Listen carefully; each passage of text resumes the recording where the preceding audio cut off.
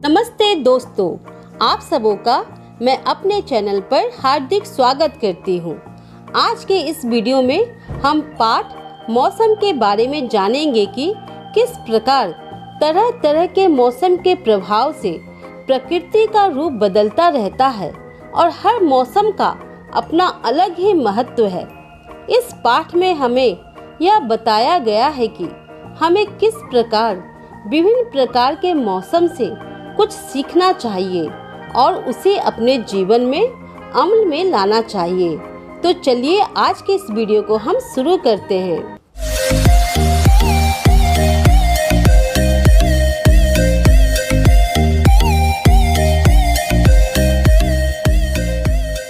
पाठ में आगे बढ़ने से पहले पाठ में दिए गए कुछ कठिन शब्दों को हम जान लेते हैं, जैसे जन जिसका अर्थ है लोग, जाड़ा यानी शीत या सर्दी, नित जिसका अर्थ होता है प्रतिदिन, कष्ट अर्थात दुख, मौसम प्रकृति के हैं रूप निराले, आओ देखे मौसम मतवाले। जब सूरज तेज चमकता है, पृथ्वी का हृदय दहलता है। कविता की इन पंक्तियों में कहा गया है, प्रकृति के रूप निराले हैं, आओ देखो मौसम मतवाले हैं। जब सूरज तेज चमकता है, पृथ्वी का हृदय दहलता है। इन पंक्तियों में बताया गया है कि जब गर्मियों में सूरज की किरणें तेज पड़ती हैं पृथ्वी पर, तो चारों तरफ गर्मी से पृथ्वी दहल उठती है। गर्म हवा से सागर का जल भाप बन बन उड़ जाता है और गर्मियों के मौसम में अत्यधिक गर्मी पड़ने के कारण सागर का जल भाप बनकर उड़ जाता है। इसी भाप से बनते बादल जो छमछम वर्षा करते हैं और फिर यही भाप बारिश के मौसम में बादल बनकर धरती पर बरसते हैं। वर्षा धरती की प्यास बुझाती, जिससे चारों ओर हरियाली छाती। फिर ये बारिश क्या करती है? तपती गर्मी से जो धरती झुलस गई थी, उसकी प्यास बुझाती है, जिससे धरती पे चारों ओर हरियाली छा जाती है। हम फल फूल और अनाज पाते, जिससे जन अपनी भूख मिटाते। जब हरियाली छाती है तो पेड़ पौधे लहलहा उठते हैं। खेतों में अनाज के पौधे इतने अच्छे दिखते हैं और अनाज भी अच्छे पकते हैं, जिससे लोग अपनी भूख मिटाते हैं।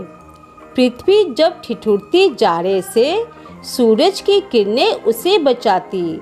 फिर बारिश के मौसम के पश्चात कौन सा मौसम आता है? जाड़े। और जाड़े से जब सारी पृथ्वी ठिठुरती रहती है, उस समय हमें कौन बचाता है? तो सूरज की किरणें हमें उस ठिठुरती जाड़े से बचाती है।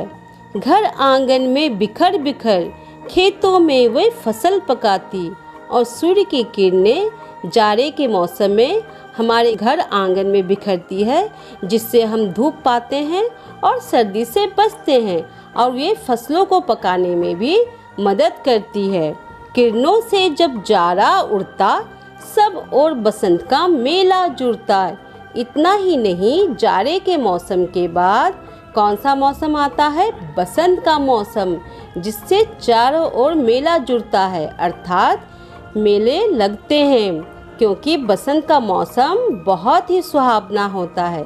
इस मौसम में ना अत्यधिक गर्मी पड़ती है, ना जाड़ा, जिससे लोगों को तपती गर्मी और ठिठुरती जाड़े से राहत मिलती है। इसलिए इस मौसम में कई प्रकार के त्योहार मनाए जाते हैं और मेला भी लगता है। चारों दिशाओं में खुशियाँ छाती, जीवन में मधुरता भर जाती, जिससे चारों ओर हमें खुशियाँ दिखाई पड़ती है।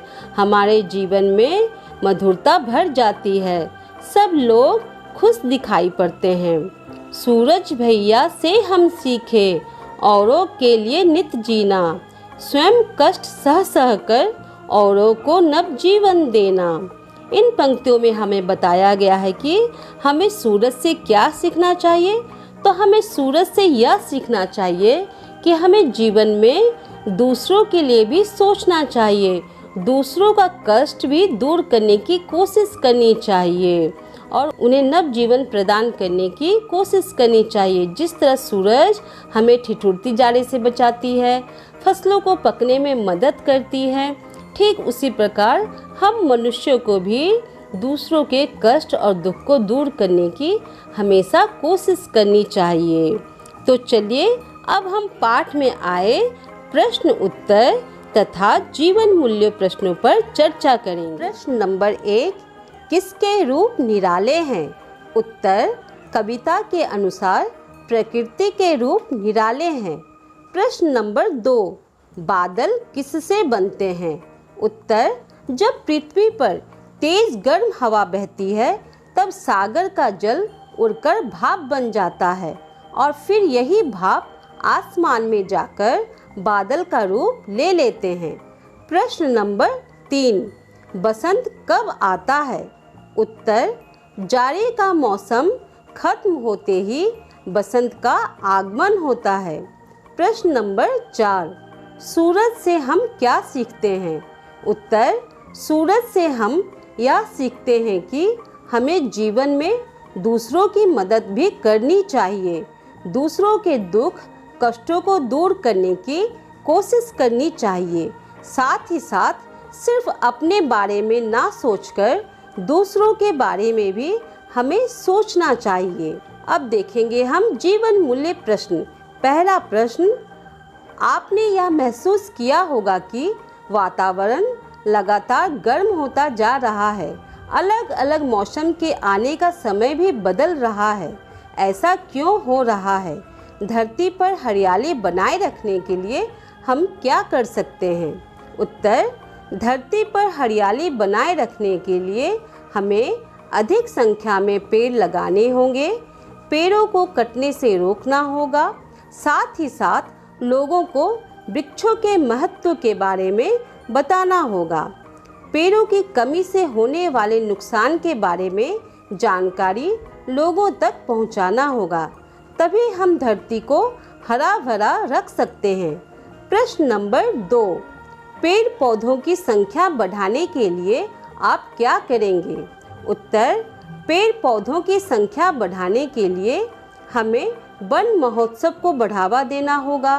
विद्यालय में बच्चों को वृक्षारोपण के महत्व के बारे में बताना चाहिए, उन्हें एक एक पौधा लगाने की सलाह देना चाहिए तथा पेड़ों की देखभाल आजीवन करने का वचन बच्चों से लेना होगा।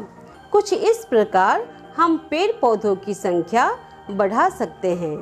तो बच्चों, ये थे प्रश्न उत्तर पाठ मौसम से। मैं आशा करती हूँ कि आप इस पाठ को अच्छी तरह से समझ गए होंगे। तो अगर आपको ये वीडियो अच्छी लगी है तो आप इसे लाइक और अपने दोस्तों के साथ शेयर अवश्य करें और मेरे चैनल को सब्सक्राइब करना बिल्कुल ना भूलें।